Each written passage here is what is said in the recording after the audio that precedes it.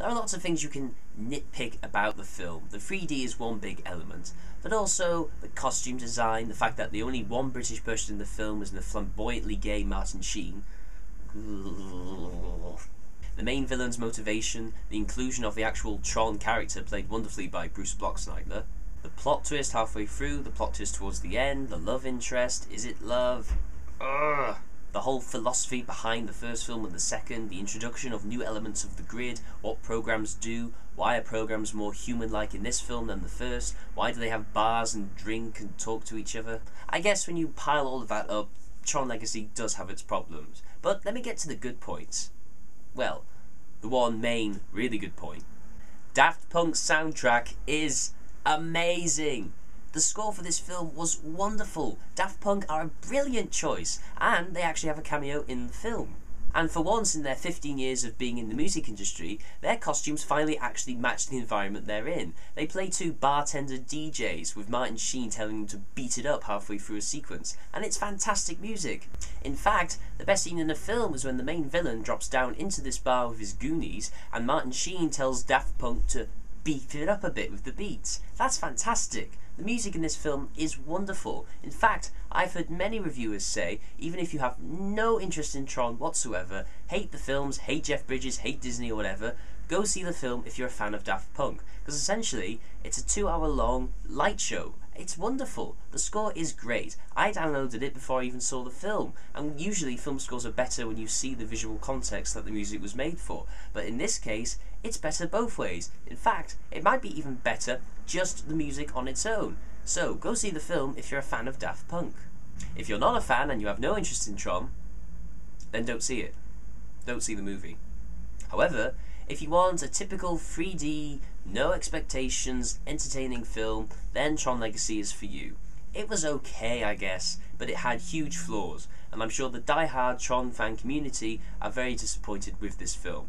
But, seeing as how I'm not a die-hard fan, I enjoyed it. It was typical Hollywood. No risks, no expectations, entertaining. Jeff Bridges was good, all the other actors did their job. But I'm going to point out now the biggest flaw in the entire film. Oh, man. Jeff Bridges was in his late 30s in the first Tron film. Now he's in his 60s. So they decided to make a young CGI face for Jeff Bridges. And it doesn't work. It does not work. Remember that film, Final Fantasy: The Spirits Within? I remember watching that when I was 9 years old, and I could have sworn in some scenes they had to have used actors because it looked too real. Obviously, as time's gone on, we can tell it looks quite fake, but still, it looks alright. This effect did not work now, so it ain't gonna work in 5 or 10 or 15 or 20 years. In fact, it might be laughed at. It's very, very difficult, I'm sure, to make someone look younger, to make a fully animated face, especially when someone's moving around or running or jumping or what have you. So I get that. I think the main problem with it is that it looks too rubbery, and when he talks, his mouth isn't moving enough like a normal human mouth does. And any sequence where he's running, the head almost wobbles. It doesn't look right. His eyes don't look real. His skin doesn't look real. It doesn't really look like Jeff Bridges.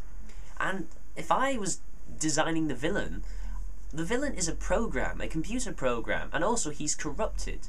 So why not have his face sometimes flicker with, I don't know, binary or something, or make his eyes a different colour, or make his skin more pitted, or something like that to imply that he's different. Instead, they've just made him look like a weird, creepy-looking wax young Jeff Bridges.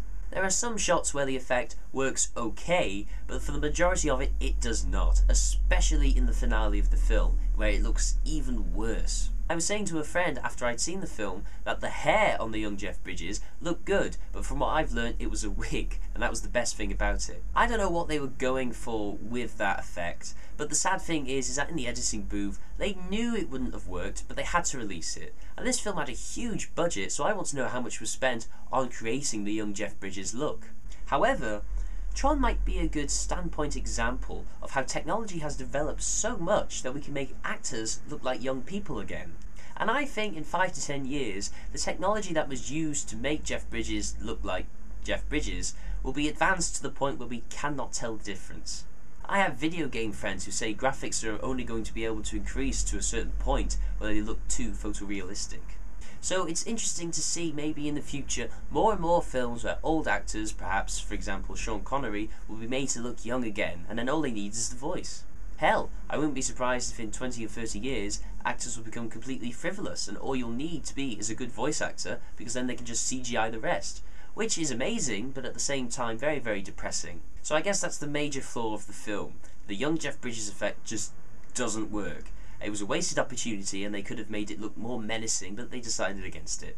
And so in summary, the 3D is pointless, the young Jeff Bridges looks awful, the plot is full of holes, but it is an entertaining film if you leave your brain at the door for 2 hours or less. And if you're a fan of Daft Punk, this is a must. Honestly, the soundtrack is phenomenal. It is great. Listen to it, buy it, torrent, download, share, send, email, whatever you kids are doing these days. You have got to listen to this music. It's wonderful. Sadly though, it does piss me off that the only British person in this film has to be a gay man. A very flamboyantly gay man. Oh Martin Sheen, you were an actor once. But anyway, I hope you all have a wonderful, wonderful, very Merry Christmas. And if not, well, it sucks to be you. But I hope you have a Merry Christmas and a Happy New Year from me, the Welsh Zombie. You know, this is probably the first vlog I've ever done where I've called myself by my username. Anyway, goodbye.